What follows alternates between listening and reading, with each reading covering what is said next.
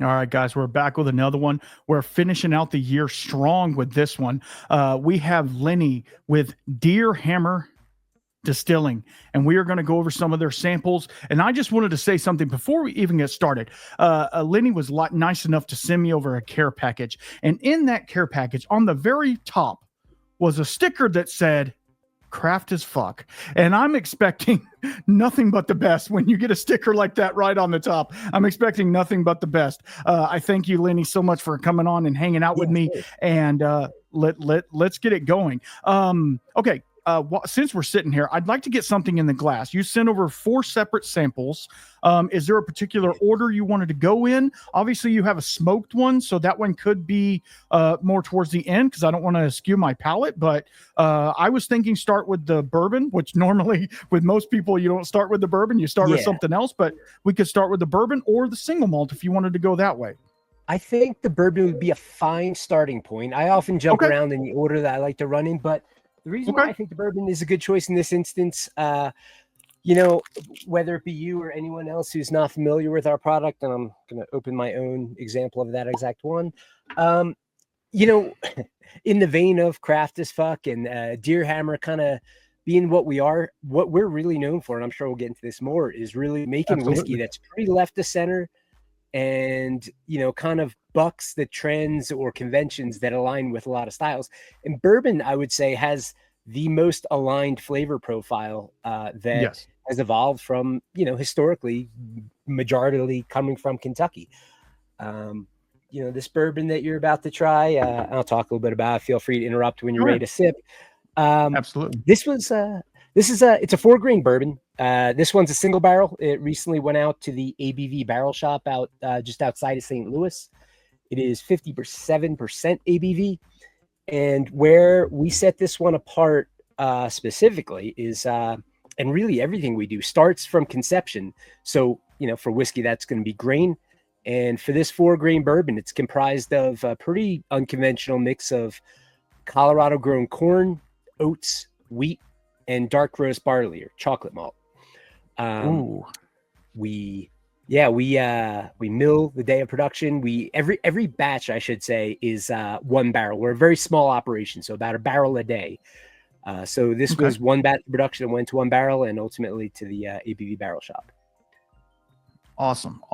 Well, I can tell you I haven't even taken a sip of this, guys, yet, but on the nose, I'm really getting it's bourbon for sure. It's bourbon, but I think it's that chocolate malt and the oats, giving it like a real creamy, almost like dark chocolate note already on the nose, which I'm really intrigued about. And I am fixing to have a sip of it. But why don't you tell us a little bit about the name? Yeah. Obviously, Deerhammer is a peculiar name to have for a distillery. Tell us a little bit about that. Yeah. So when, I guess like a bit of history, I'll give you the short form of how Deerhammer came to be. I was sort of, I was in another career. I was in, design and advertising, working for agencies. And my path was going much closer to beer for a long time. And as I started realizing that my, first life's career was coming to a close, and I saw beer production being the next phase, as that was kind of culminating, I started to really come to an understanding of how close beer and whiskey production were. And kind of fell into it that way. And, skipping a few years of details, ultimately, my wife and I decided to move from where we were living just outside of Denver to where our distillery is now, which is in Bueno Vista, Colorado. It's about 2.5 hours southwest of Denver, about 2 hours directly west of Colorado Springs. And when we opted to move to that town, we wanted to honor the town with, or just pay homage to this town that we were kind of newcomers to, as we were setting up a distillery there and planned to be there for probably the rest of our lives. And we came across historical records that made mention of one of the very first residents of the town carrying that namesake, Deerhammer. And my wife saw that and she was like, that'd be a good name. And I was like, it might not be too bad. Next day I woke up, I was like, that's it. That's a great name. It's better next time. There's a lot of deer in town, coincidence or not. So it all just kind of lined up, Yeah. Yeah, awesome. So Awesome. Yeah, because I mean, you want to get a name that's out there that like when people hear it, they're like, I know exactly what that is. Like I know that brand because there's a lot of them, that are very, especially when you get into like scotches and stuff like that. It's yes. Glen something, right? It's Glen Britain, Glen whatever. It's Glen something. And so setting yourself apart just in that, and being that you came from a marketing background, obviously you guys do some pretty good marketing, and you're really active on Instagram and stuff like that. So it's really nice to see that it's not just a fun label. It's also it's coming through, and I can tell you already just from the one sip that I've had, it's coming through on the glass as well, which I've been fortunate enough this year, and we're getting to the end of the year, and the listeners at home won't see this till next year, but still, we're getting to the end of the year, and I've been gracious enough to have a bunch of really good guests on, and the whiskey shows on your end as one of the contenders of the year. I will give you that already, just the first sip, which that's pretty high praise because we had some good people on. So kudos to that. Well, thanks, man. And I guess I'll just throw out a few other things that really, I don't think I like to steer away from best because I think that's a very odd subjective, like I don't think it even exists kind of thing, but different exists or purpose exists. And, impactful practices brought to create flavors definitely exists. So I mentioned the grain bill in terms of process. We've experimented with in every which way, and we have barrels that show that. In this case, this was the majority of our production is a sour mash. So we're pulling just enough backset to, and I'll probably get a little nerdy on the science side. That's fine. We love nerdy. The reason for sour mashing for most distilleries, pretty much all distilleries, is it's a easy method to adjust a mash pH to an ideal fermentation profile.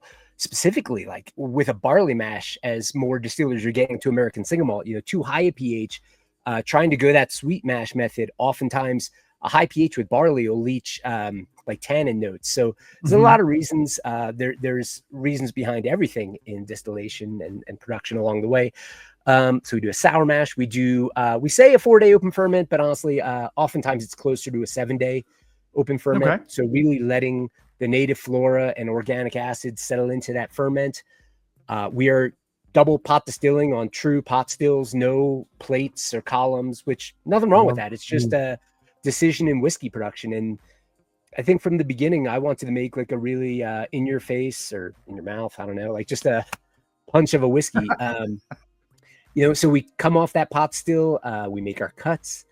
For the most part, across the board, we bring the barrel entry proof down to 105, and we go into 53-gallon, 18-month air-cured stave, independent stave barrels that were heavy toast, char number 2.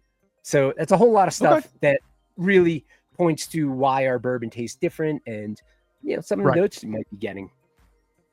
Yeah, well, and it really goes to show, and this will go back to me patting you on the back, I guess, but it goes back to the craftsmanship, because you could easily get that alligator char number 4 or 3 or whatever, and just get so much filtering and so much of that vanillas and stuff like that. But you went with a higher toast profile and a lower char and a lower entry proof, and then therefore, so you're letting the grain spirit come through, whereas the barrel isn't taking over the influence. Where a lot of, and I don't want to poo-poo the Kentucky guys, but a lot of the Kentucky guys, they want to filter as much of the BS out of their whiskey to get a good product, and where you guys are cutting it to where you guys can taste the actual grain coming across and stuff like that. So that's really interesting to me. Yeah. And I'm a huge fan of heritage brands across the board for a number of reasons, but at the very least of the products themselves. But you make a good point, and that's something that I kind of always observe and look for ways to differentiate. Is there's a lot of commonality, and that's fine because a lot of people want a certain flavor profile.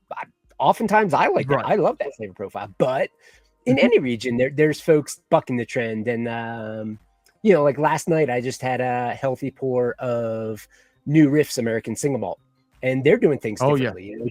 Just because one falls in the region doesn't mean they have to oblige to that region. No, exactly.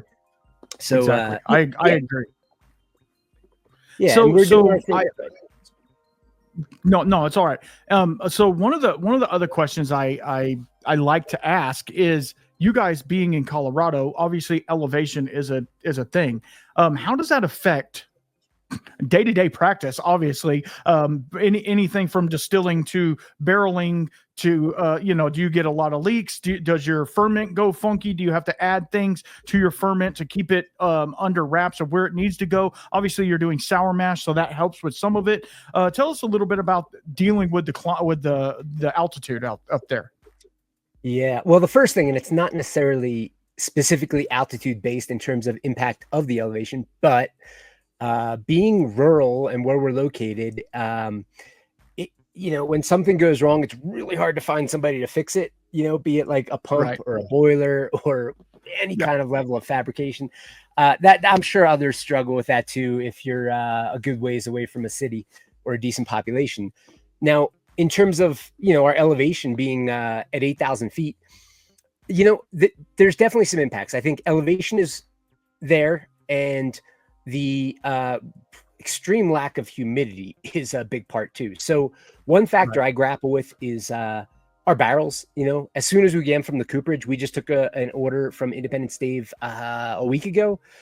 The first couple barrels we fill will probably hold without leaks. After that, it's a struggle. It's like rehydration with hot water, steaming them, hammering hoops down.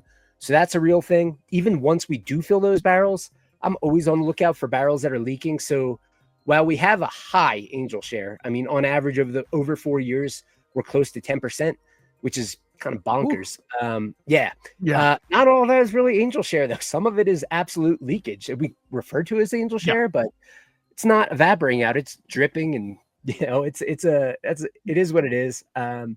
We could certainly do a better job, or I shouldn't say a better job, but we could humidity control the environment. But I don't know. I kind of get stuck on these things. It might not be the smartest business move from an efficiency standpoint to let our climate do its damn thing. But, we didn't get into craft distilling and, make 1 barrel a day because it was efficient. So, the angle is, well, if we're going to be inefficient, let's embrace those inefficiencies. So there's that. And there's other things I'm curious about that I haven't had too much opportunity to study scientifically and send out samples to labs. For example, like aging in multiple climates or altitudes. And I know some distilleries they have studies underway. I do have my own internal study going with a maturation program in different locations in terms of our rack house, and then a much higher elevation above 11,000 feet. So we'll see what that yields. But for now, it's in process. Yeah. One thing I will say, though, we definitely do boil at a lower temperature than sea level. So, everything volatilizes lower, and that's always, everybody's kind of angling to run their stills cool typically, not run fast and furious. So that is, in Colorado, we do have the luxury of running our stills about as low as they can go, short of running a vacuum still. Right. That's really interesting because, like I'm from Texas, where it's hot and humid, and there's a lot of factors going on there, and we have a problem with cooling. We can't get it cool enough, and our distillate comes off too hot because we're having to boil the crap out of it just to get it to come out of the worm at the end. So it's envious in some points, but at the other, it's like you're having to deal with other things like barrels leaking, like sieves and stuff like that. So it's kind of a give and take, I would guess. And does the altitude or that have any effect on the actual product itself? Have you, and you say you're doing, like the finished product, is it lighter? Is it crisper, I guess you could say? I mean, it tastes like it to me, but of course, this is the first drink of the night type thing. And, I don't know. It smells very clean and very crisp, but, we got a couple more to go. But I don't know. I think it does. Personally, if I was to use my personal opinion and use that for what it is, it doesn't mean much. But I think it would have some sort of effect molecularly, with the whiskey. Because it has an effect on your head and your body and stuff like that. So I would think it would that too. But I don't know. I'm not a doctor or a scientist or whatever. Yeah. I mean, I kind of, I don't know. I like to think of it as like a whole in terms of, like just like everywhere, we have, different pressure systems that move through, and ours are pretty Mhm. drastic. Not the most drastic in the country, but they're up there. Right. And we do have temp swings. A lot of people have temp swings. We do have low humidity. You guys have high humidity. There's all these variable impacts, and collectively, even things like, the strains of lactobacillus that might settle into our long fermentation, being where we are in the Arkansas River Valley at 8,000 feet, are going to be different than those strains at 2 hours away, even in Denver. And Right. the imparting of those organic acids left to sit after distillation in a barrel for 4 to 6 years, they demonstrate different attributes, and typically like some fruit notes and some creaminess sometimes. So there's a lot of factors at play.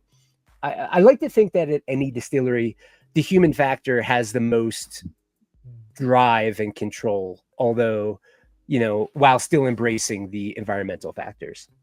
Right. Right. Absolutely. Absolutely. So let's talk a little bit about the process, and if you can get into this, because gets Sure. into the nerdy side of it. You said you're producing about a barrel a day. So what is your still size? You said it's a pot still. Mm-hmm. What is your still size? What are you normally fermenting? And do you run every day? Do you run 24 hours a day? How big's the crew? Stuff like that. Tell us about in-house stuff. Yeah. Well, I'll like to start with the size, and I like to actually back all the way out to our grain milling and then follow through the process. Because like I said, so like a batch would be about, let's call it 1,300 pounds of grain. It can vary batch to batch depending on what style of whiskey we're making seasonally. But let's call it 1,300 pounds milled through a roller mill into a grist bin.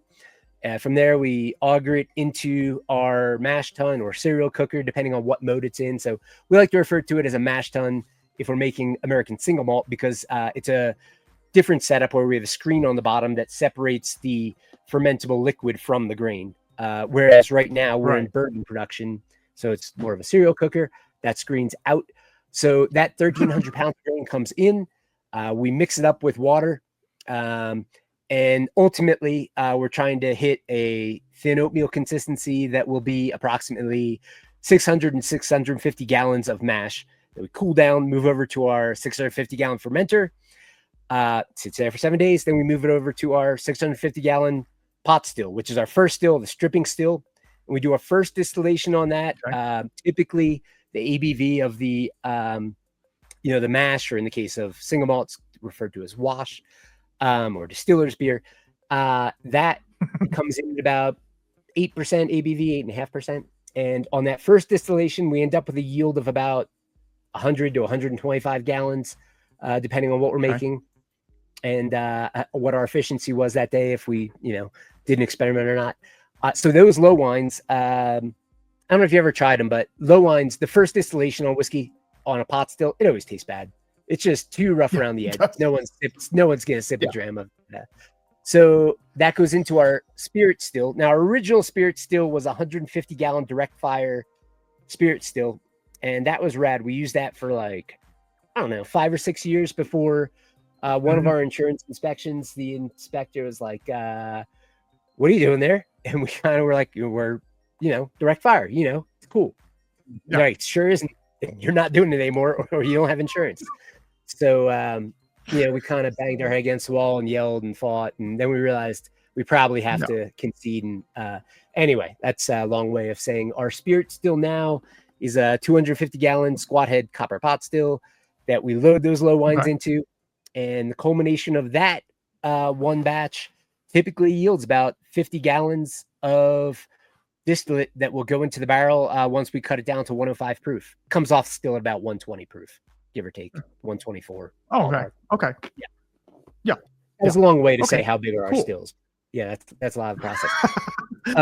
So you once you do the first the stripping run, you can do like 2 stripping runs to fill the spirit still up, right? We certainly could. It depends on what we're doing. Okay. If we're jammed up, we'll do it that way. But I really do like to run individual runs, because I have a propensity to experiment a lot, and because why not? Every experiment can be a different barrel, and if it doesn't conform close enough to what would go into a standard batch of, be it bourbon or rye or single malt, it could be a one-off single barrel that either an account might decide to purchase, or we sell in our tasting room as a distillery only bottling. So yeah, oftentimes we'll do, one batch of grain in all the way through the barrel.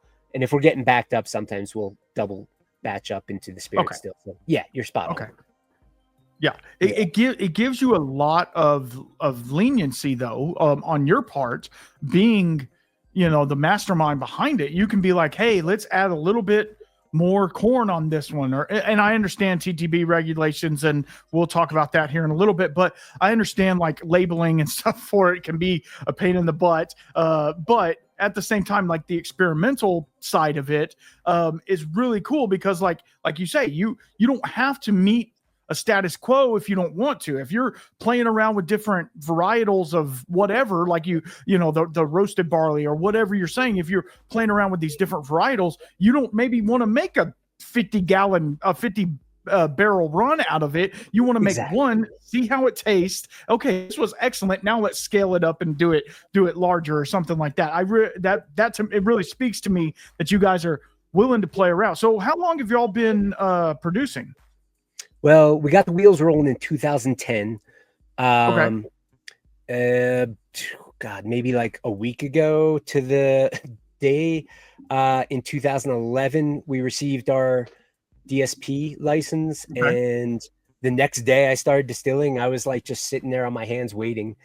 So I usually say in 2012 is when we really got going, and that was at that time. That was when I distilled our first American single malt. And from there we shifted into other styles. I knew from day one, I kind of left that out, but the whole formation of Deerhammer was focused around, this desire I had to leverage my, passion for working with malted barley previously in beer, and bringing that to whiskey in a unique manner that wasn't, done in such an experimental way in Scotland necessarily. And it was starting to happen here, but people were a little, gun shy on proclaiming American single malt. So, from day one, I was waving that flag and saying, that's what we want to do. That's what we're going to design the distillery to make. So that is to say, from day one, that's all we could make. I mean, we didn't have the equipment to do a grain in mash to make bourbon and rye. That came maybe 3 years later. So it's 3 years of making American single malt only. Yeah. Well, that is a great caveat because I wanted to get into this one, and we were going to have a special little conversation about American single malt. And as you guys, and by the time this comes out, this will be old news, I'm sure. But as of Saturday, they just said the TTB just recognized American single malt as an actual category. So tell us a little bit, and I know it's still very new on our front, but tell us a little bit how does that make you feel after however long? I mean, good Lord, what was it? Maybe McCarthy's was one of the first ones to start making American single malt on the West Coast. Sure they were. We're talking 20, 25, 30 years. They've been saying they're making this thing, and it was legally not even a category. How does it make you feel as a provider of American single malt to now actually say this is a thing that we make? It's a funny thing because I think collectively all of us who've been in it for the long haul, and I think you call it right. McCarthy's, I'm pretty certain, was the first, and St. George was early on, and there were at Stranahan's was pretty early in the game. But all of us have been kind of perplexed as to, obviously why it's taken so goddamn long. I feel like it's been almost 8 years. It was at least 7. And it didn't really, we couldn't rationalize why. Like so many other countries, obviously Scotland, but Japan and Tasmania or where Israel, all these countries are coming out with American single malts. And meanwhile, whiskey's huge in the US, and just everybody's kind of looking the other way or pointing at something else. What was frustrating all along for me, and again, other producers, was that be it distributors or liquor stores, wave our flag of like, hey man, you should try this American single malt. I think we got something special here. And they're like, yeah, I've been hearing that for a long time about American single malt, but it's not really a thing, is it? I was like, God damn it, of course it's a thing. Like, so what do we have to wait for the government to tell us what we've been calling it is okay to keep calling it that? So I mean, maybe you're getting it, but it was a lot of years of frustration for sure. And for liquor stores, there was, the American Single Malt Whiskey Commission was pushing hard to establish American single malt sections in liquor stores. And the response, not surprisingly, was like, well, guys, if the government's not behind it, I don't know if we should even get behind it. It doesn't sound like it's a thing. So all that is to say, I mean, I'm pretty damn excited about it. I like again, we've been doing our thing and we make other whiskeys as well, but the majority of our production is American single malt. And while people have been very receptive to it, it's cool to get the extra bump in hype now that I guess technically it's two categories. There's American single malt and straight American single malt. So, if all those things are conform to, and it's at least 2 years matured, then it can be straight, which is kind of cool. So yeah, I love it. And I think that this also opens up the gates to other distilleries that might have been a little hesitant because they're like, yeah, maybe. But now that, this has been ratified, one of the unique rules in there compared to many other whiskeys is that American single malt can be aged in either charred new oak or used oak. It gives a lot of flexibility, and that opens the door to distilleries that might otherwise have a ton of once used oak barrels that previously held bourbon or rye, maybe a wheat whiskey, but typically bourbon or rye. And now rather than just shipping them overseas, they can throw an American single malt in there. And, maybe it's a bourbon barrel aged single malt, or who knows? I just want to see more people jump into it. Yeah. Yeah. Absolutely. Absolutely. So tell us a little bit about this one, because this one is coming in at 56.5%, which is a really nice proof for a single malt. And tell us a little bit about this one. It says 100% malted barley, obviously, but I can't really read the bottom of it. Yeah, no problem. You got the small form of it. It's all good. Yeah, well, to start with, this one also, it's a single barrel pick that went out into Nebraska to a group called the Corn Alliance, which it's pretty cool, actually. It's a group of, I want to say, like, I'm going to probably get this wrong, but maybe like 5 smaller independent liquor stores that in an effort to have greater purchasing power, they kind of band together and they buy single barrels under their Corn Alliance banner. And then each shop will take like, maybe 5 cases or 10 cases. So it's a neat way it's a neat way for any great distillery to sell into a state like that and then have it spread around. So they picked one of my favorite single malt barrels that we've ever put out. And that's not to say it's the best one, but it's definitely up there of one of my favorites. So in terms of production processes, as you mentioned, and as single malt would have to be, it's 100% malted barley. Malted barley in whiskey, in bourbon production, historically leveraged what's known as 6-row barley or malt barley. Yeah. And that is, I guess a way to describe it is a different strain as compared to what we're using and a lot of folks are using now. That's 2-row. Now, the reason you use 6-row is that it brings to the table more of what's called diastatic power or enzymes that will convert starch to sugar. So if you're making a bourbon and you have like 5% barley, you want as much enzymatic power to convert starch to sugar as possible because the other grains don't have it. But if you're doing 100% malt barley, you get to opt for the less, to some extent, less enzymatic power per kernel of barley, but arguably a good amount more flavor, which is, prevalent in 2-row malt barley. So our American single malt is comprised of 80% 2-row malt barley, and then just about for that 20% remainder, an even split of Crystal 45, which is a kilned version of that same 2-row malt barley. Kiln to 45 is the Lovabond rating that is for the color, but it also imparts flavors. So if you think about, like, if you put white bread in a toaster, it tastes different as it gets darker, or coffee beans, they roast different as they get darker. Crystal 45, I find in general imparts a bit more of a honey note that might not otherwise be prevalent in the 2-row. We also use in just about even proportions a darker kilned Crystal 120, which is sort of like kind of a dark raisiny note. And then we round that out with chocolate malt that is kind of a kilned roasted malt that, kind of to the name imparts like a chocolate flavor, but it also gives like some roasty notes and chocolate, coffee, pretty cool flavor. So, there's nothing wrong with doing 100% malt barley, pale base malt. Right. And phenomenal whiskeys come out that way. But again, at Deerhammer, that's kind of, we don't like sit on those standards and say, we'll just do it our way. We always incorporate other areas to mess around and look for meaningful ways to bring flavor. That is so awesome. Go ahead. This one also sits in, for the most part, all of our American single malt does go into heavy toast char too. Okay. We're starting to experiment more with used barrels. We have some 4-year used oak ex-bourbon, but I like new oak quality a lot. So sorry I interrupted you. Go ahead. Yeah. No, it's all good. I was just going to give the listeners and viewers a little bit of a tasting note so they can be envious of both of us sipping on this. To me, it's like super. When you said honey, it just started wafting over me. The honey comes through, and then there is a dark raisiny note, but it's more to me, and this might be my palate throwing off or whatever, but it's more of like a fig or something like that, a little something maybe even a little sweeter, and then I don't get the chocolate as much on the nose, but on the taste on the back end it's almost like cocoa powder or something like that on the back end. It's really nice. What was the age on this one?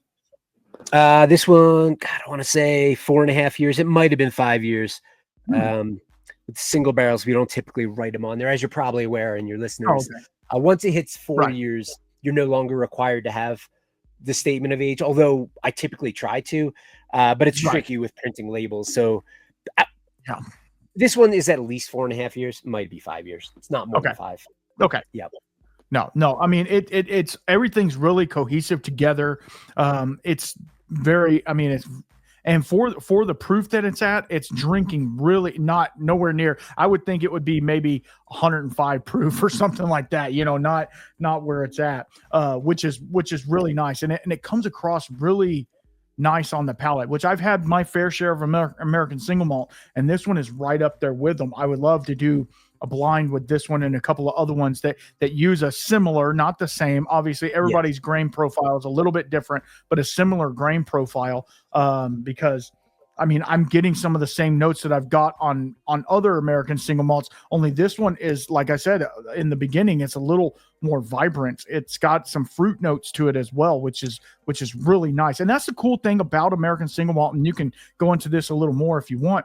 I feel, and it's the same way with Scotch and stuff like that, I feel like the flavor wheel of malt in itself is much broader than bourbon. Bourbon's flavor wheel is very small, unless you're using Aram grain or blue corn or something off the wall, but it's basic bourbon profile, the barley, rye and corn, it's pretty slim on the flavors you're going to get unless it's in a strange barrel or something like that. But I don't know, with malt, you can go from everywhere from light and fruity to dark and dank on the same mash bill. And it's really cool to see. So I applaud you on this one as well. Yeah. Yeah. Thanks, man. And I guess I would say also, like, I don't know. A lot of times there's a lot of science and research to be done. And if somebody is going to do it, I often don't have to fact check them. I don't feel the need to fact check them. And I heard at a presentation, someone was citing, per like analysis, malt barley has more flavor potential than any other cereal grain as it's applied to whiskey production. Now, I don't know if that's true or not. I don't live in the lab. I bring more of an art background, but maybe there's something there. I'm not gonna crap on any of the grain. I think they're all really fun to work with, and fortunately, in most other I guess fortunately for American single malt, since it is only one grain, we do get to work with an incredibly flavorful grain. And fortunately for the other styles, for the most part, we don't have to work with one grain. That's why flavor grains exist. So, that's really cool. And another, you brought up, a side by side, which I love to do. I love to blind myself. It's always a little ridiculous to try to like shuffle the glasses and not look, but I do it all the time. Yes. I feel like you're like hiding a Yes. peanut under a cup. Yes. Something that I would love to be, I don't know, not like an ongoing topic of discussion for everyone per se. I don't know if anyone even cares about it, but one of the really cool things about American single malt is that the production process is, they vary, obviously, because you can use different stills. You don't have to use a pot still. But the one big factor that there isn't getting a lot of discussion yet is that the traditional way of making a whiskey from malted barley or a single malt would be, and I alluded to this earlier, to do what's called lautering, or straining the liquid through the grain, through a false bottom, and fermenting just that liquid, not the grain in the liquid, and then boiling and ultimately distilling in the still just that liquid, not the grain boiling with the liquid. And, you know, conventional knowledge or wisdom, whatever, would point to would say, if you boil malted barley above 100 or bring it to above 170 degrees, you're going to start to bring out some astringent, you know, tannin compounds. Now, there's also, and again, I spoke to this as well, you know, there's this thought that, well, if you keep the pH low enough at like 5.5 and don't go too much higher, you can probably avoid some of those, you know, harsh notes and tannin notes and some of the grassy qualities. But, or I'm not necessarily by doing that, but if you leave the grain in, you are going to get a different flavor than if you leave the grain out. Yes. And most distilleries, like at Deerhammer, I don't know if it was the smartest business decision, but we set up shop to make American single malt first. And now we have this like cobbled together system for making our other whiskeys, which it all works now. We've brought on some great equipment to make it all. But I guess that is to say, you know, other distillers step to make bourbon. So when this, you know, now that American single malt's a style, when they want to start making American single malt, if they do it the exact same way they make bourbon, or not the exact way, because you don't have to bring barley above 150, they're probably going to do grain in, and there's nothing wrong with that. Like what was it? The New Riff American single malt that I just tried, I was having a sip of last night. I'm pretty sure they don't separate the liquid from the solid, but that's an amazing whiskey. It's just so different than what I make. And my buddies at 10th Mountain Distillery in Vale, they make an American single malt, and they leave the grain in. And I have never gotten such an amazing aroma off an American single malt, even my own, that, you know, from a whiskey than theirs. So I don't know. I think it's exciting that so many people are doing it, but that's a rambly way of saying a big differentiator. And I think what people should look for when they're tasting whiskey is, was this grain in or grain out, lautered or boiled with the grain? I think that's a fun thing to do. If you're ever at like a whiskey festival and you're tasting an American single malt, see what you think. Like if you detect some tannin notes, tannins aren't always bad, but it's, you know, it's a flavor profile. Sometimes it could be terrible. You might taste them like, oh, I feel like I'm sucking on like some gnarly piece of wood or something. Tea that sat too long. But exactly. You know, the same thing could be said with lautered. That doesn't make it better. It's just you gotta shape it and push it in the direction you want. But it's a neat differentiator for American single malt production that I'd love people to start noticing as they dive in, hopefully. Absolutely. And I just had Ryan from 10th Mountain on it's been nice. a couple months ago maybe, and he was able to give me a bottle of his single malt. So this weekend I think I'm going to do a side by side of those, yours and his, and see, because I mean, like I said, it's been a minute since I've tried his, and I noticed it was a good single malt, don't get me wrong, but it did taste different than some of the other ones that I've tried. So maybe you're onto something there. And me being the nerd that I am with whiskey, trying to differentiate between those before you go and ask the distillery, hey, do you lauter or do you boil? That to me is really cool. And that's one of the geeky things that luckily I get to do. I'm not just one of those guys, sitting back chugging it. I'm actually trying to learn more about it and do stuff like that. So it's that to me is so cool. It's so cool that there's so many outlets that you can go down in one particular category, and that's just one category. That's not talking about all the other ones that are out there. And so there's so many gamuts of whiskey out there that some people don't even go down. So it's kind of sad, really. Yeah. I mean, I don't like missing out. I started out definitely on the Scotch side, and it took it took a little bit of a growing up of my palate in a sense to realize that bourbon wasn't too sweet. I was just not embracing it.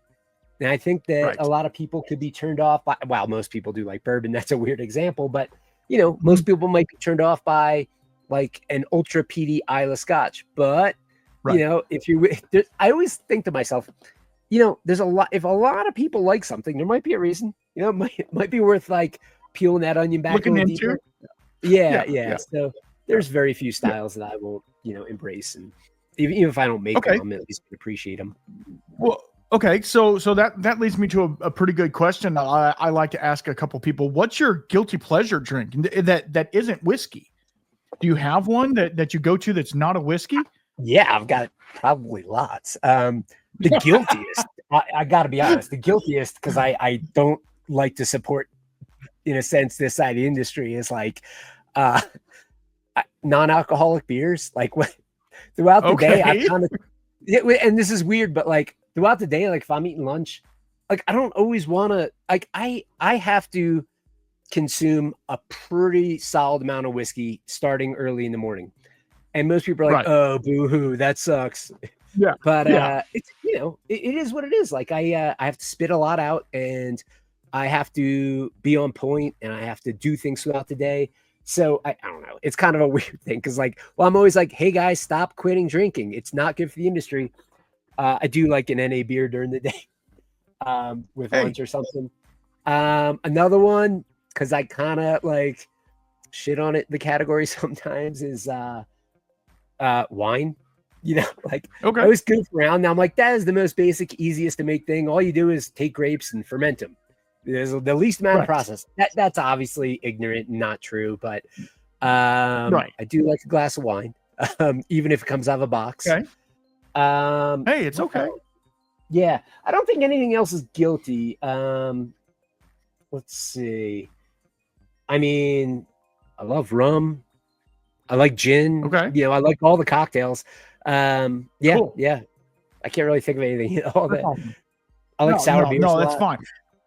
Sour beers. Okay. You know what I would say, I guess, about beer, and again, go ahead. Not a guilty pleasure, but like I enjoy that in beer, one gets to see the outcome of the yeast and the fermentation process very clearly. It's not always as easy to discern in whiskey, unless you have like some crazy side-by-side opportunities. So like I like to see what yeast do at different temperatures, and so that's one too, I suppose. Not guilty, but it's a pleasure. So that's another, that leads me to another question. Do you play around with different types of yeast and different types of fermentation types and temperatures and stuff like that? And you talked about lactobacillus. Do you make do you sour it at all, other than your sour mash? But do you do any more anything else to it? And have you played around with that? Which I'm sure the answer is going to be yes, because I feel like that's the type of person you are. But let me know about that. Yeah, totally. I mean, I would say, early on, I would seek out as many. So when I was just talking about yeast in beer, one of the neat things about most often in beer production is that they're not just pitching yeast, be it typically liquid or dry sometimes, but they're not just pitching yeast, fermenting, and then calling it good. They're reusing that yeast, and they're pulling it from the cone of the fermenter, or they might be propagating up more. Now, the reason why I bring that up is because early on, my thought was like, okay, I've got all these breweries around me. Let me tap on their shoulder and see what kind of yeast they're running, and run over there with a 5-gallon tank and pull a slug of yeast from them to pitch an art. So I probably went through like no less than 20 or probably closer to 30 trials with different yeasts. One that comes to mind, actually, God, this was so long ago, but Elevation Brewery, they're across the valley from us. They make some amazing beers, and they were doing, I think it was a raspberry saison, and they gave us this saison yeast, and it looked like raspberry yogurt. It was like just pink through and through because the raspberries were in there. But why not? It was something worth trying. To be honest, though, the differences are typically pretty subtle. yeast strain. That being said, there are some yeast strains that can be very impactful. Like wild yeast that can be cultured, which I'm a big fan of. Like I love the idea of somebody saying like, I'm going to propagate up a yeast that I've, basically caught or collected from a specific region, and that will be my yeast. That's cool. Like I want to say it's like 90. I estimated that like 95% of those yeasts are ultimately a neutral strain of yeast that don't impart a ton of unique character, but they still impart, a flavor. And that's sometimes desirable. And then there's strains that could impact a ton of flavor. Now, we've used a few different strains over the year, and ultimately, there is the need, while there's always the opportunity to experiment, there's also the need to settle on consistency to some extent. Like I'm totally okay with flavor drift over the generations. We were using a bourbon yeast early on. Then we switched to M1, which is a strain that Fermentus puts out that's historically known for malt whiskey production. And to me, the difference was it lends like a bit of a confectionery note and really punches up the baking spices. It doesn't really punch up the fruit notes on its own, although fruit notes can still make their way in via like a longer open fermentation. And we've recently started experimenting again. I was chatting with one of the guys from Firm Solutions that people might know as, what Pat Heist and his partner, I forgot his name, started, in advance of Wilderness Trail.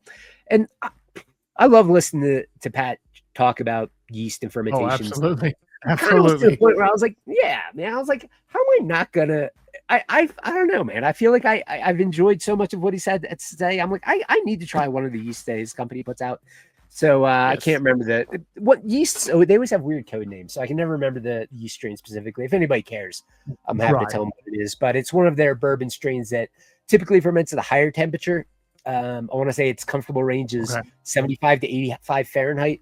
I've been messing around with pitching it a little cooler and seeing what a long run does on it. It's one of the things, flavor aside, that's fun with yeast is just smelling, seeing, and hearing how it behaves. When I say hearing, I've never had a yeast be so audible as this yeast I'm using from Firm Solutions. Like my wife even commented on it. She was like, I thought there was water running in the distillery, but it's just like the fizzing and like it's like yeah. So I'll never not enjoy that. There's nothing better than walking into the distillery the morning after you pitched yeast and just taking in the aroma and seeing what's happening in the fermenter. So I guess historically we have done a lot of experimentation. We will still do some, but we're going to, I think, ongoing do some blending of bourbon made with M1 yeast and bourbon made with that Firm Solutions yeast. I'm sure we'll have some single barrels of just Firm Solutions yeast. It's always fun to do that. And ongoing when an opportunity presents. We have done some wild pitches, including like Brettanomyces, strains that's kind of a different strain than the standard Saccharomyces. It's usually used in like what's described as like funkier beers or sour beers sometimes. Sometimes like kind of barnyard notes. There's a lot of different strains of Brettanomyces that can even impart like some kind of cool tropical notes. That was a while back. I do have this desire. I still have my old direct fire pot still just outside in the shipping container. And someday, if I could find the time, I would love to set it up behind our barrel rack house and do like an overnight direct fire distillation once a year. And I've always thought that would be really rad to do an American single malt with 100% Brett fermentation, direct fired, and do it that way. I've been talking about that for a few years now. I'd love to motivate, but I'm finding my hands full with other facets of the business. If I was only in production, that would be amazing. But there's more to it than just making whiskey. So. Absolutely. And that's the thing. And I'm, like I said, I've talked to a number of people who get into this issue that you're in. You're like, yes, I love all of the experimentation and doing all the other things, but then I have to run a freaking distillery. Like, I have to make sure that there's payroll. I have to make sure that we're doing all our TTB labeling and all of our things. And you know, like, I have a crew now, and now I have to pay my crew. They need to get paid. And, you know, then I got a lawyer meeting and all these things. Whereas I would love to be in the back of the rick house just pulling samples for people all day long. But guess what? You can't do that. You got to pay the bill some other way. So yeah, I totally get it. Like, all these things that are in the back of your head that you're like, yes, I'm going to do that. And then 5 years later, you're like, shit, I did not do that. I totally get it. I totally get it. So I want to get into this rye whiskey because it has a different type of rye in it. And tell us a little bit about this. This one's coming in at 58%. So kudos to you. Yeah, totally. So this one also was a barrel pick from the ABV Barrel Shop in St. Louis. So every whiskey that we make at Deerhammer always starts with so what's out there? Like, what's amazing? You know, what's the whole gamut, and what can we do? Like, what can we I mean, I've said this, but what can we bring to the category, and how can we differentiate, and how can we make this unquestionably a Deerhammer whiskey? And, you know, our rye has gone through a few generations of, you know, recipe variations, but ultimately what landed in what's in your glass right now is a rye comprised of 3 grains, obviously primarily rye, and it's a varietal of rye called Elben rye. I could have gotten other rye varietals out here grown in Colorado. And I should also say we use all Colorado grown grains because always aiming for a bit of a taste of place, and also, like, I don't need to ship grains from across the country unless it's absolutely essential. If we have good quality grain here, I'm using it. Right. Especially when it's one valley over. San Luis Valley is like a hour and a half drive from here. Beautiful place. And so this strain of rye, it grows really well in dry, sandy soil, which we have in abundance in Colorado. And, you know, I just want to use the most common varietal for our area. In addition to the rye, we use oats, which are also in the bourbon, but they're in higher prevalency in the rye. Let me see if I remember this right. I suck at numbers, so I just keep it round. It's about 70% rye, about 20% oats, and the remaining 10% is specialty malt, typically a mix of that crystal malt and maybe like 4% chocolate malt. Also aged in heavy toast char too, also pot distilled. I think rye is a fun one to bring unique qualities to, because again, like, this is a style that it's no secret, you know, rewind 10 years or less, and a huge majority of wines on the market were produced at MGP or LDI back in the day, same thing. And sometimes people would say, I don't like rye. I'm like, well, you might not like that rye. And to be honest, I love that rye. So I don't know why people would have a problem with it. But there's so much room for other flavors in rye. I love it all. I'm in for all of it. But I'm really happy with how our rye is shaped up. This one is 4.5 years old. Again, like, nothing's under 4 years. We'll pull some things older, but this being a single barrel came out 4.5. Okay, awesome. And to let the listeners at home play along with us, this one, the oats are really coming in for me, especially. Every time that I've had a whiskey, you know, that has some oats in it, it always gives a very creamy, very viscous mouthfeel. And this one has all that. It's clinging to the glass like all get out. And it's not your typical, like he's saying, it's not your typical rye, but it's definitely rye. It has the baking spice, but it's not like normal. It's not like even like a lot of those ones that you get that are like 51% rye, you know, barely legal rye or whatever. It's not even like that, to where it's like so light. It's just really nice and creamy and viscous. And I got to go back in it now. Sorry. Yeah. You know, and something I should bring up too, that I found fascinating, because I've never actually distilled 100% Elben rye batch, and I've always kind of scratched my head like, God, I feel like I sure as shit should, because then I have a better insight into what that strain of rye is bringing to the table. Unfortunately, a few months ago, and I've known of Storm King Distillery down in Montrose, Colorado for a while. But a couple months ago, I was set up next to them at a whiskey festival, and their owner came over and he was like, "Hey, you should try our rye. It's 100% Elbin." I was like, "Yeah, this is awesome. I finally get to try it." So I was getting like some really interesting bubblegum notes, and now I'm noticing those come out more in my own rye. Not in the same level, but I love that aroma. You know, I think it's a fun one. And it is so cool to like try like I think that's the basis of this whole show. Just trying new things and getting outside the normal box. The box is great. It's fun to be in the box, but it's also fun to skirt around the box and play outside the box. And I think that's one of the things that you and I as well love to do. We love to all the MGPs and all the the Johnny Walkers even, and all those. They're great.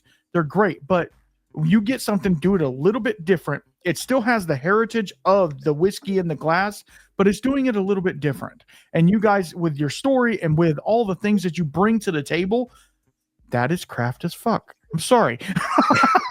Yeah. Well, I made a early New Year's resolution, and I'm kind of glad I stumbled on this, but I decided, like, from here on out, the big distilleries make great stuff, but I'm such an advocate for craft. I decided from here on out, I will not buy any more whiskey that's not that from a small distillery doing innovative things. And that doesn't mean I won't try other whiskeys, but if I'm buying a bottle off the shelf and I found myself doing it today, I was like, nope, can't do it, won't do it. It's whatever. I like to make rules for myself. Maybe I'll change someday, but I don't think I will. I think for the rest of my life, it's like, independent craft whiskey only. And I just think there's so much fun room there. It's, if I'm at a bar, obviously, I'm going to, often I'm just like, well, what do they got on the shelf? I see Maker's Mark. I'll go for that because there's nothing else. But where I really want to live as a craft distillery, and I think a lot of smaller distilleries do, is if you are on the shelf, the back bar, and someone comes into the bar and says to the bartender, like, what should I try that's different? What haven't I had? That's where I want them to be like, you haven't had Deerhammer. Like, you need to try this stuff. Or the hundreds of other small distilleries doing things that are outside the box. Like, that's a very fun place to live. And I'm looking forward to the broader market embracing that even more. And it's already been great. I mean, I think there's a ton of support for those whiskeys that buck the trends and do our own damn thing. Yes. Right. Exactly. And so that leads me to a lot of different ways to go down. Like you guys are experimenting in all these different things. What's one of the craziest ingredients that you've used? Be it a weird hybrid barley or Oaxacan green corn or whatever. What's one of the weirdest ingredients, or maybe some oatmeal or whatever? Anyway, you know what I mean? Yeah, that's a great question. I mean, arguably our standard grain bills are weird, but I'm trying to think. So, like, I'm going to go from not the weirdest, but definitely unconventional to the weirdest. Something I started experimenting with, and oftentimes I get tied, like, kind of wrapped up in the semantics of, like, words that we use within whiskey. Like, I was talking about sour mash earlier, and, most folks probably know, but for those that don't, in short, the process would be, after the first distillation, you've got what's left in the still, and you take a portion of that out and put it in your mash. Some put it in their fermenter, but I put it in my mash to lower the pH. I think it could be like upwards of like 30%, but we only use like 5 to 8%, pretty small amount. Okay. But what if you make a lot of different whiskeys, and you put, let's say, you made a rye and you put the rye mash or the rye sour mash into your bourbon? Well, I think that's okay, because those grains could still go into a bourbon. But what if the week before you got a few thousand gallons of wine from a winery and distilled that, and what was left in the still was that concentrated wine, and you put that in as your back set? Well, to me, even though some will say the government doesn't regulate back set, I would say I just disqualified my bourbon from being bourbon, because even though it was only 15 or 20 gallons, I put in, concentrated fermented grape, fermented wine, boiled. So anyway, I couldn't put that out as a standard bourbon. So I sold it in my tasting room, and I thought it was pretty awesome. It had like this like interesting kind of grapey note to it. That was a weird one.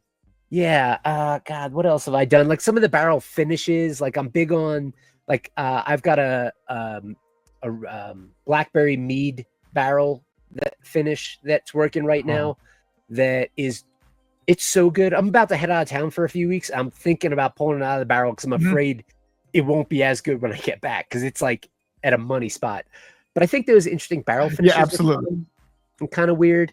The weirdest thing I ever did, and it's not without precedent, and it wasn't whiskey, it was rum. But I worked with an expert in the rum industry, and I had all sorts of questions about Jamaican rum production and these like the mythology behind like muck pits or dunder pits as they're often called, which is a way to like more or less cultivate bacteria that you will add to your fermentation to develop some outrageous flavor profiles. And she let me know that historically there were times where like, and I could be getting this wrong, this is a few years ago as to what she said, but nonetheless is what I did. She was saying that in Jamaica they would take I believe it's called a jackfruit. They're big, like they're the size of like maybe 4 footballs stuck together, and they're kind of spiny on the outside. And throw that jackfruit into like take a whole vat of what was sour mash, like from that last fermentation or distillation rather. Throw the jackfruit in there and let it sit, and that will bring different yeasts and bacteria that would reside on the outside. It would like, it's almost like inoculating it by just throwing this like giant fruit in there. So I wandered into one of our, Buena Vista is the middle of nowhere. Like we're a town of like 2,800 people. We barely have a grocery store, but we managed a couple.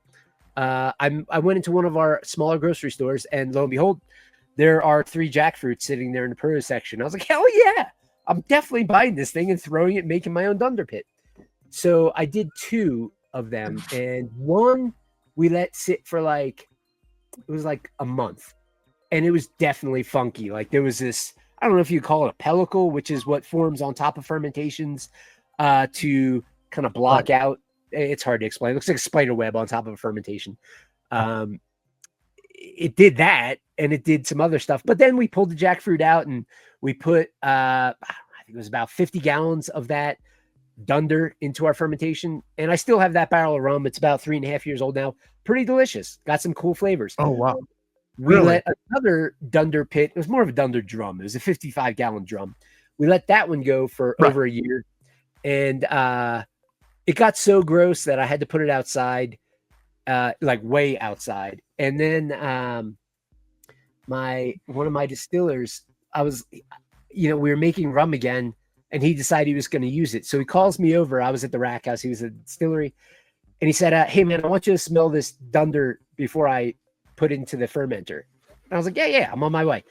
So I go, and I, as I'm getting my head close and like just start to sniff, I got the whiff of like one of the most like horrendous, like disgust. It was just like, if I don't know what was rotting, like rotting flesh that somebody took a dump in and let it sit for a year. And I immediately was like, what the fuck? Like I had to constrain myself from vomiting. And I was like, why did you tell me to smell that? He was like, if I had to smell it, you had to smell it. Like he totally duped me. So I was like, dude, get that that's good. Yeah. And then it got even worse. I was like, dude, get it out of here. So we just tipped it over and dumped it into the floor drain, which, in hindsight, I might have done that. But the downside of that is the distillery stunk for a week. Like horrible. So that was probably my outrageous experiment gone wrong. I wouldn't advise anybody go that long on a dunder pit unless they know what they're doing, which I do not. But it's all fun stuff, like I love embracing tradition and putting our own spin on it when it works. So yeah, it's that's kind of fun. I think all our stuff is pretty outrageous with experimentation. Absolutely. And that's what's so cool about what you guys are doing is nothing is normal. Nothing is of the norm. So any bottle that you get from you guys is going to be an experiment in itself. So that to me is really cool. So before I open up this last bottle, which this is the one I wanted to save for last because it is smoked, and the listeners at home are going to know that I love a good smoked whiskey. what are some of the industry trends that are coming up in there? Because I know with American single malt now being a thing, people are going to be trying to do all these crazy things, which you guys have been doing for years. Like peat smoking and wood smoking and sherry finishing and all of these things. What are some of the industry trends that you're seeing on your level, and also where do you see them going in the future?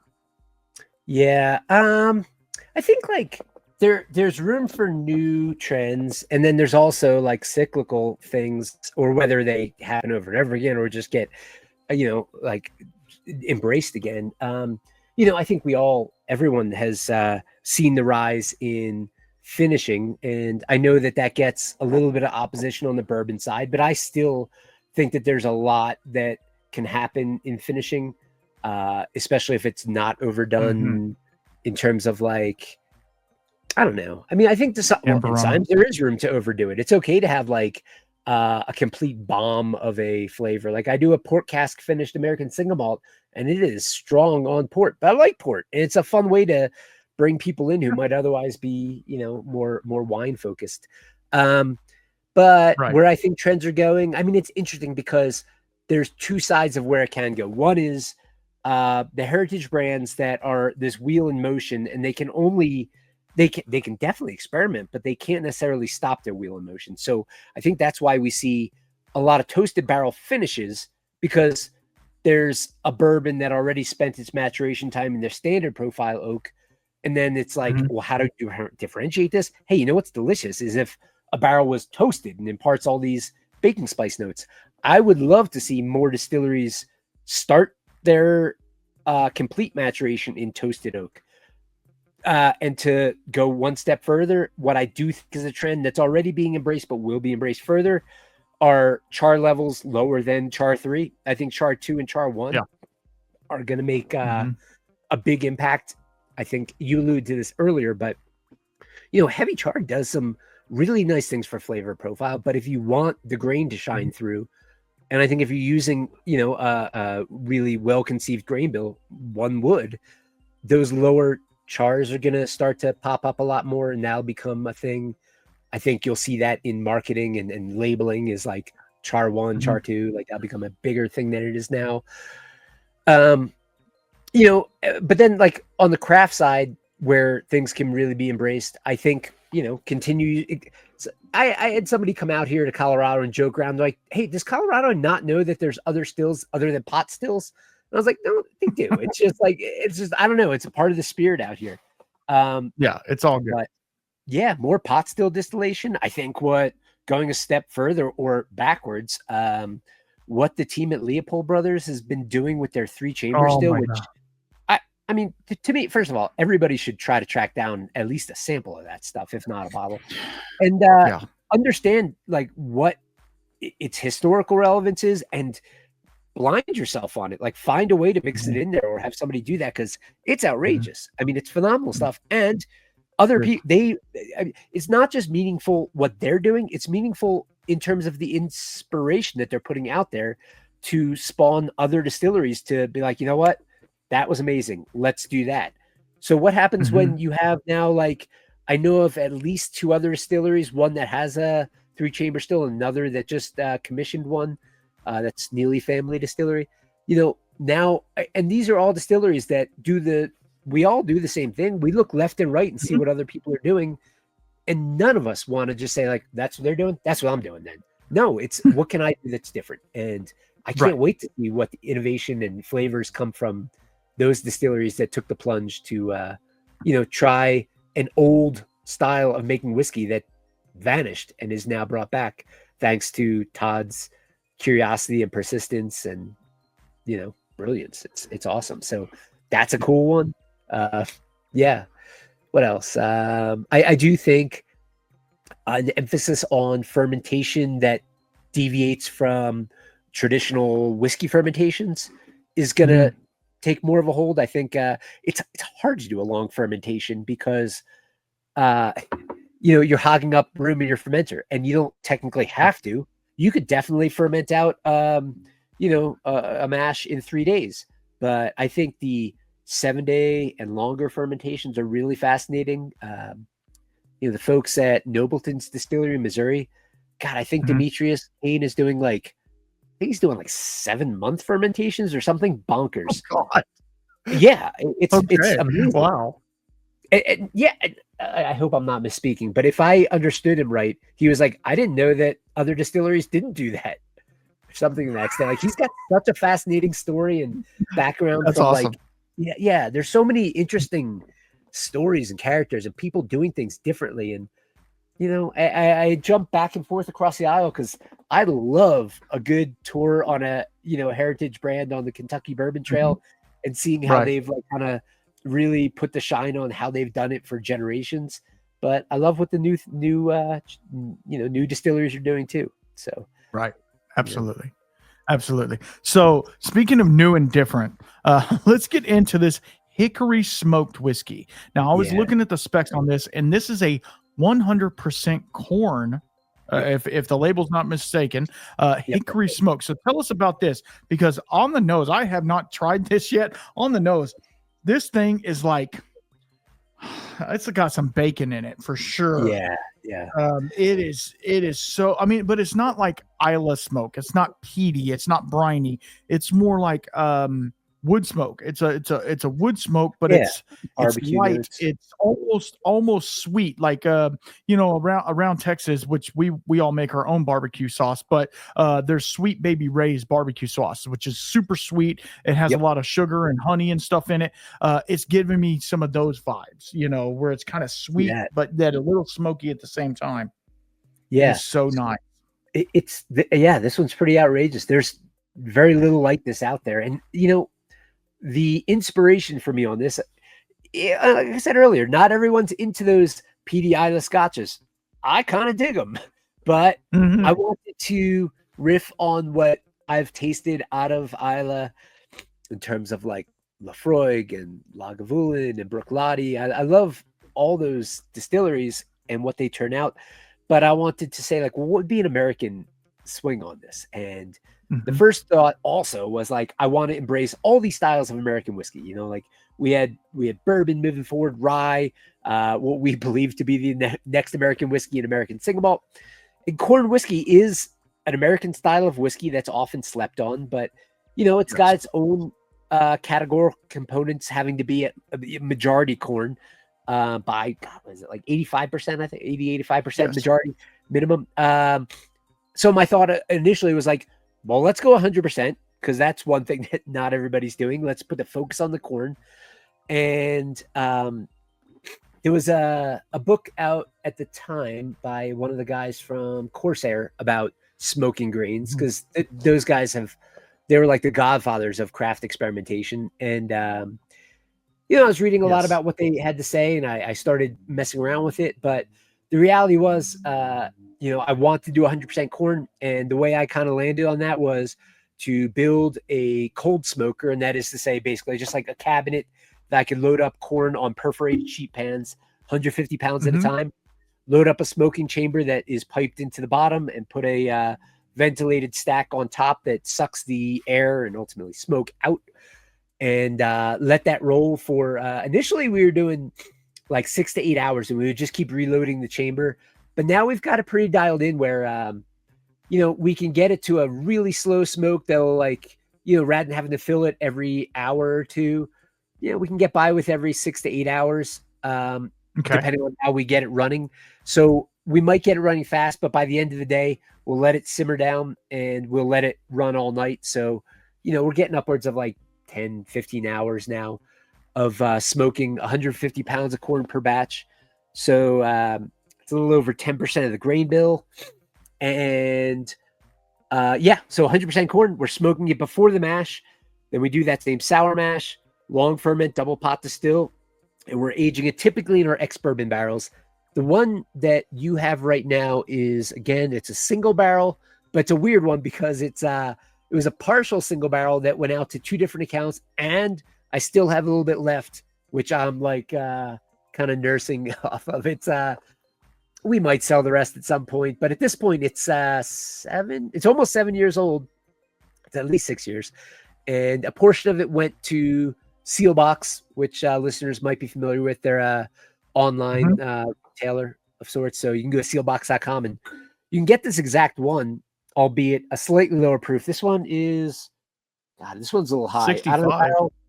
Yeah, 65% ABV. I believe the Sealbox bottling was at 50% ABV. So proof down a little, and also a good account of ours, the ABV Network. They had some that I believe was 65% ABV, but they've since sold out. So we still have a little bit left. I just want to share some of this one with you. Our standard expression, it's still really good, but this one, I don't know. The age does something like, I got to be honest. The other impetus for this one was, I feel like we got really lucky when Deerhammer started in, like 2011, 2012. In Colorado, anyway, there was an appetite on some level for very young whiskey or even unaged whiskey. Okay. You could sell white whiskey and people were okay with it. And they were stoked that it was being made in Colorado, and we were selling it for a while. But we realized that the headwinds on acceptance of that style were stiff. And, it's another distiller out here, when asked what the best use for white whiskey was, he was like, you put it in a fucking barrel. That's the best use for it. Like, Rory's probably right. So, so we decided, rather than selling unaged American single malt, we should probably just put it in the barrel for a few years. But I wanted something to fill the gap of a quicker to bottle whiskey. So I had in my head that I could make this corn whiskey really tasty in like 8 to 12 months. And I don't think I was wrong. I really like it at 8 to 12 months, but I do like it better at 3 years. So that's our minimum age statement on this hickory smoked corn whiskey. It often gets to 4 years, but on the bottle, it'll say 3 years for our standard release. Right. Yeah. Again, this one's over 6 years. I think it might be 7 now. So some pretty cool stuff going on.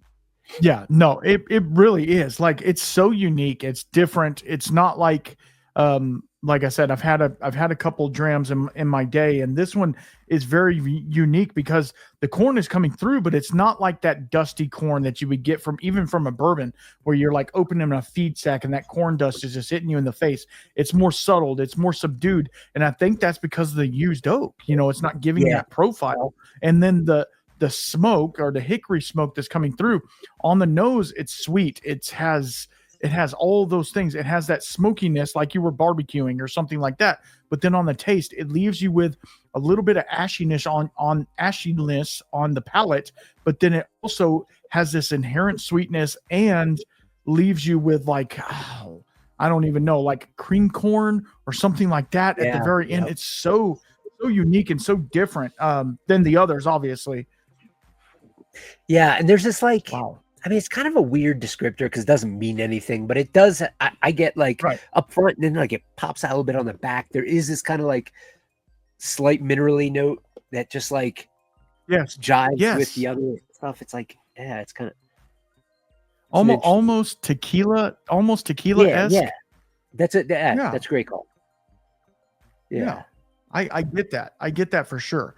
I don't want to keep you all night. We're running a little late, and I'm sorry if I'm keeping you for something. I wanted to ask you, if somebody was looking to get into the distilling industry or the whiskey industry, what advice would you give them? Either run away or become a marketer, become a bookkeeper or whatever. No, I would say the only thing I would caution anyone at now is that the market, I feel like I think everyone else in the industry is always trying to keep an eye on the market, predict the market, at least like keep up with where things are going. There's always early signs. And the barriers to entry now are higher than they were, as I was just alluding to earlier, then for us anyway. It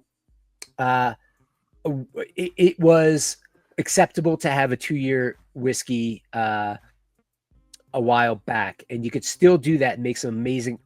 You can make amazing whiskey in 1 year, but it does get better typically with a bit of time, and every environment's different. Right. I think one can still make great whiskey at 2 years, but the market, they don't. It's a tough sell to say. Well, you tell me how old you think it is, and you can, and people often will guess wrong, and they'll guess older because you can do a lot of things in a short amount of time that really do taste like what other products that are older. But it sure is easier to sell if you can say, like, on the label, aged 6 years or 8 years, which is amazing. So I think that's a barrier to entry, but not one that should turn people away who are passionate and really want to do the damn thing. The only difference is it just takes more capital to get there, which can be tough. What I think about a lot, if I was to do it again, would be, and again, like, this dynamic could change, but right now, if you go into the liquor store and you have, well, for one, if you only have one product, you're only selling that one product. So this is going to get a little geeky into the industry. But if a distributor is to say, like, yes, we'll take you on. So you got one product, we'll take 46 packs of that one product. But if you had 3 products, they would take 46 packs of each of those 3 products. So you have to have more products. But if each of those products is a bourbon, a rye, and I don't know, like a corn whiskey or American single malt, they all could go in different sections. And that means that when somebody's walking down the aisle, they'll probably only see one of your bottle on there. So something I've been thinking a lot about, if I could do it again, I would have come out with like an outrageous, maybe it's the same bourbon we have now, but a super unconventional bourbon, and then a high rye bourbon that does one thing differently than a standard high rise, but something that people like, high rye bourbon, that's what I'll take. So you have 2 facings, 2 bourbons. I think that's a good way to go. I think I would tell anybody, go pot stills, because that's like, it's a real thing. It lends significant impact to the product. It does. Yeah, I would say, I don't know. It's not really my place to tell someone don't make a conventional grain bill, because some people, that's their passion, and there's nothing. I mean, it doesn't. I can't even say it. That's awesome, and most people do, and I'm glad. But there's story, and then there's like your why, and you can have a story, but like, where does your passion lie, and like, why do you really want to do what you're doing? Yeah. I think it's really important to love making whiskey. And like, I kind of wish all I had to do was make whiskey, because that would be the best job ever. That being said, it is also really fun to travel around the country and, meet with accounts, especially like the ones that really get it. And are like, yes, we're definitely bringing this in. Like, I now I know, like, I want to recommend this to my my customers, or going to the whiskey festivals. Like, I love talking to people there.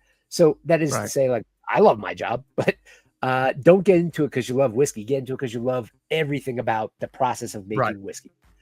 Absolutely. Because there's plenty of brands out there, but there's not always enough passion for the product.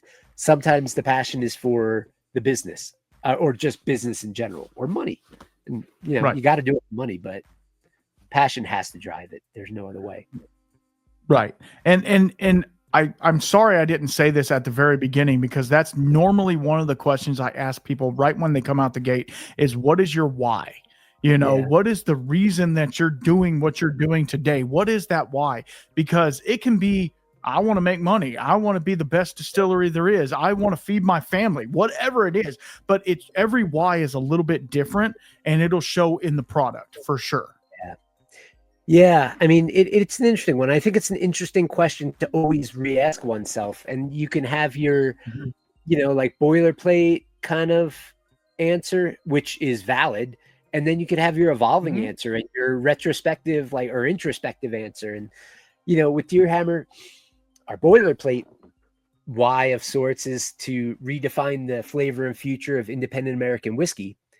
But my introspective why does change often.